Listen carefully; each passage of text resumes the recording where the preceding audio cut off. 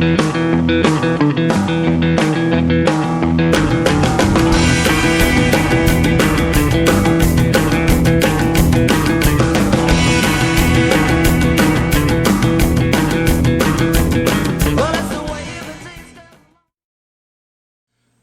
I'm David from Greasy Groove. I'm going to show you how to plug a hole in a piece of wood, and we're going to plug a hole in this guitar.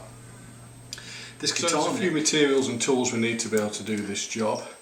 We have a craft knife, a cutting mat, we have a 2-part epoxy, a piece of sandpaper. I like to use a craft knife blade as well, a pencil, and the all important piece of wood that we're going to use for the plug. So if we move over here and take a look at this other neck example that I have here, I'm just going to show one of the reasons that you may have for wanting to plug and re-drill the holes in the neck. This particular neck, if you put a piece of wood in the original hole there, we can see that the hole was drilled at an angle, and that's how it came from the factory. I've seen a number of necks like that from some quite reputable manufacturers, so you know, it's not too detrimental to the guitar, but it's something that we'd rather have straight if we can.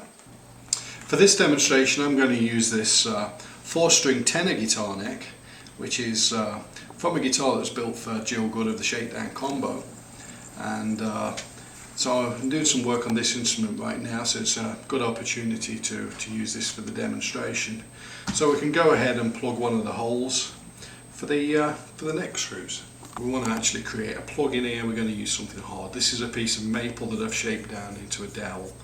So what we do is we take the dowel, and you know, if it happens to be a little bit tight, this is where you're going to just kind of skim some of the material off with the craft knife. We're going to take the knife blade, and a great way to use these blades, if you're only shaving a little bit off, is to just skim across the top and kind of scratch the surface. Okay, if you need to, you can grab some sandpaper, whatever you have to hand, and just get us the right size on the dowel. There we go. And fit it nice and snug down into the hole, and just mark it off with a pencil at the top of the hole there. So now I have a mark. What I'm going to do now with a piece of wood is I'm going to take my craft knife and I'm going to score around the piece of wood. So I'm just going to roll around the piece of wood with a knife and create an indentation. So I'm cutting into the wood, but at this stage I'm not cutting through the wood. I'm just scoring it all the way around. So we'll pop the piece of wood to the side for a moment. So now we can move on, we can get to our epoxy. This is a 2-part epoxy. This mixes in a 1-to-1 ratio, so I'm just going to put a dab on there about the size of a pea. However much I mix here, I can guarantee it's going to be way too much for the job I'm going to do. But the pea size is kind of nice and easy to measure. We put 2 dabs on there.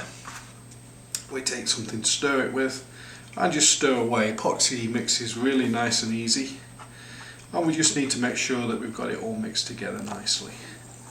So spread it around nice and flat. Okay, that's going to be fine.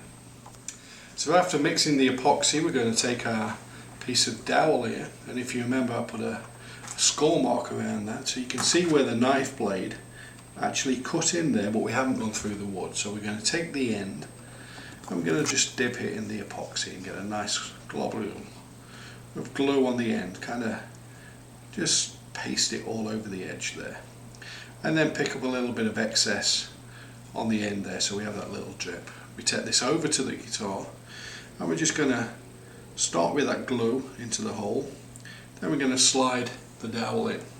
So now we've gone down to where our score mark was, and I can just go ahead and snap that piece of wood off the top. So with the score in there, that enabled me to do that.